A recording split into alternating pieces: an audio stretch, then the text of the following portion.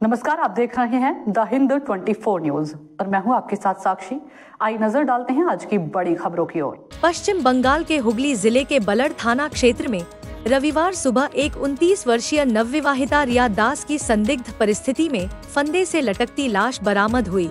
रिया की शादी महज 5 महीने पहले ही बलागढ़ के रुकेशपुर निवासी सुभाष सांतरा, जो कि पेशे से सिविक वॉलंटियर हैं, के साथ हुई थी।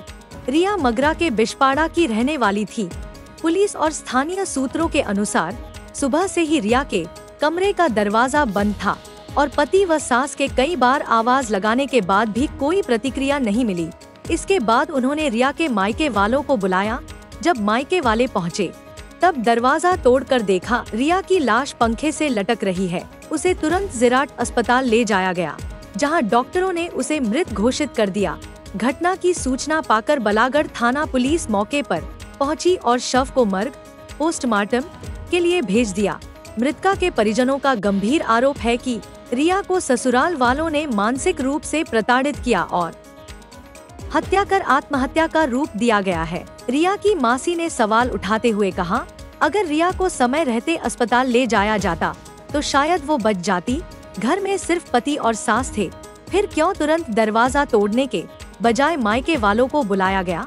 हमारी बेटी को जीने नहीं दिया गया। वहीं दूसरी ओर रिया की सास शोभा सांतरा ने सभी आरोपों को नकारते हुए कहा कि शादी के बाद से ही पति पत्नी के बीच अक्सर झगड़े होते थे। कल रिया कुंतीघाट की एक फैक्ट्री में काम पर गई थी और देर से लौटने पर बेटे ने उसे फोन किया। इस बात को लेकर दोनों में विवाद हुआ था।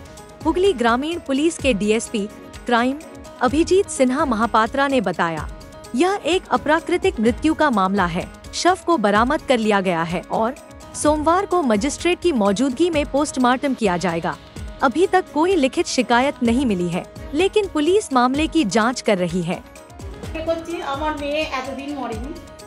মেয়ের যাই মাথা গরম হোক মাথা ঠান্ডা হোক এতদিন মরেনি, সবে মাত্র 4 মাস এখনো পূর্ণ মাঘ মাসে 24 তারিখে বিয়ে হয়েছে। এর ভেতরে আমাদের একটাই কথা যে তোদের সঙ্গে পোষাচ্ছে না, মেয়ের বাবাকে ডেকে মেয়েকে দিয়ে দাও। মেয়েটাকে একটা মানুষ করতে দাদা খুবই কষ্ট, না খেয়ে না দিয়ে মেয়ে মানুষ করে শ্বশুর বাড়িতে এসে যদি তারা মেনে ফেলে এর থেকে বড় কষ্ট আসছিল কারণ না হয় দাদা। আমরা চাই যেন শাস্তি পাই, উপযুক্ত শাস্তি পাই। আমরা কি মনে করছি? আমরা মনে করছি এরা কালকে রিয়া ডিউটি গেছিল,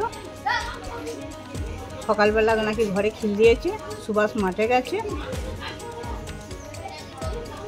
রিয়া সকালে ডিউটি যাবে, খিল খুলছে না, মারা গেছে। এসো আমি সেই কথা শুনে। কিভাবে মারা গেছে? গলায় জড়িয়ে দিয়েছে, ঘরের ভেতরে গলায় জড়িয়ে দিয়েছে। আমার একটাই বক্তব্য, যখন কালকে রাত্রে ঝগড়া হয়েছে তাহলে সুভাষ মাঠে যাওয়ার আগে একবার দেখতে পাচ্ছ তো যে ঘরের মধ্যে খিল দিয়েছে, কেন খিল দিয়েছে, তাকে ডাকা, দুটো খাওয়ানো, এটা তো তার কর্তব্য ছিল।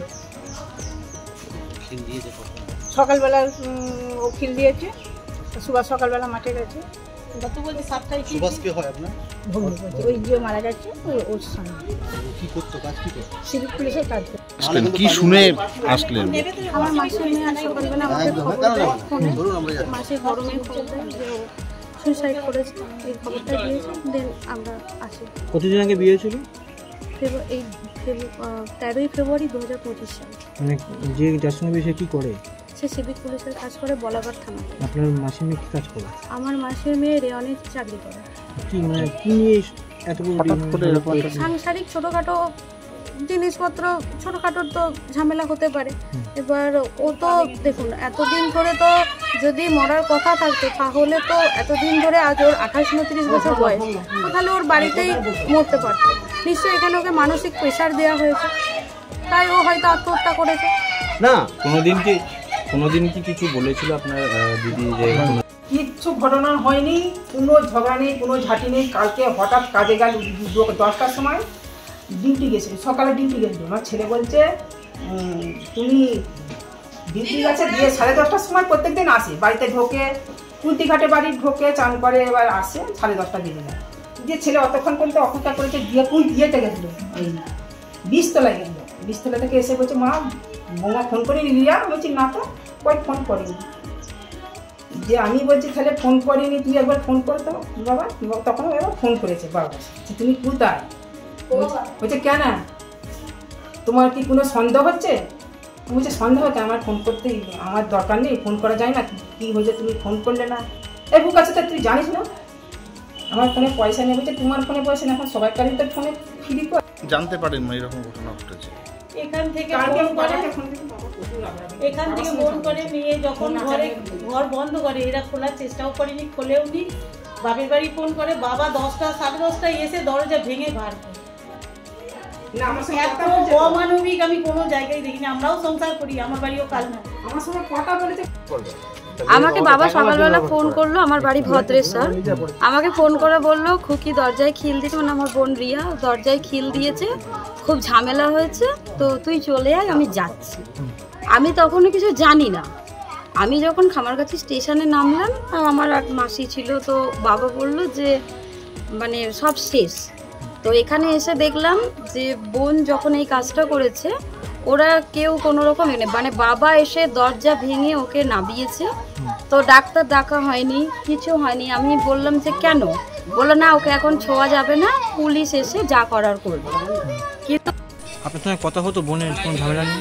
ঝামেলা সংক্রান্ত হতো বলতে আমার সঙ্গে ডিরেক্ট হতো না, আমার হাজব্যান্ড আর আমার মাসি মানে আমাদের মা, ওর সাথে কথা হতো। কালকে যেটা শুনলাম, ওর ফোনে ব্যালেন্সের রিচার্জ শেষ হয়ে গেছিলো। এবার ও যেহেতু চাকরি করতো, ওর হাজব্যান্ড সবসময় বলতো যে তুমি চাকরি করছো, ফটো তুলে দেখাও, এই করো, ভিডিও কল করে দেখাও। একটা সন্দেহ ছিল। এবার বোন তখন বলছে তুমি আমায় সন্দেহ করছো কেন? তখন ও বলছে যে সন্দেহটা করছি সেটা একটা কারণ থাকা দরকার, কিন্তু আমার বোনের কোনো প্রেম ভালোবাসা বা এক্সট্রা ম্যারিটাল অ্যাফেয়ার কিছু ছিল না। থাকলে আমরা সেখানেই বিয়ে দিই। হ্যাঁ, ও আজকে 5 মাসের বিয়ে হয়েছে, এরকম কোনো রিপোর্ট নেই, বা ও খুব ভালো। ভাঙতে পারছে না, খুলতে পারছে না, তাহলে ওর বাপ এসে মেয়ের বাবা এসে দরজা ভাঙবে, পাড়ায় 5 জন আরও যে একা পারছে না, পাড়ায় 5 জনকে ডেকে নেবে তো নাকি? হ্যাঁ, এটাই তো হিসাব। আর যদি না ডাকে তাহলে মেয়ের বাবার জন্য করছে কেন? তাহলে সে মানে কথাটা এটাই আমার বলার, আর কিছু নয়।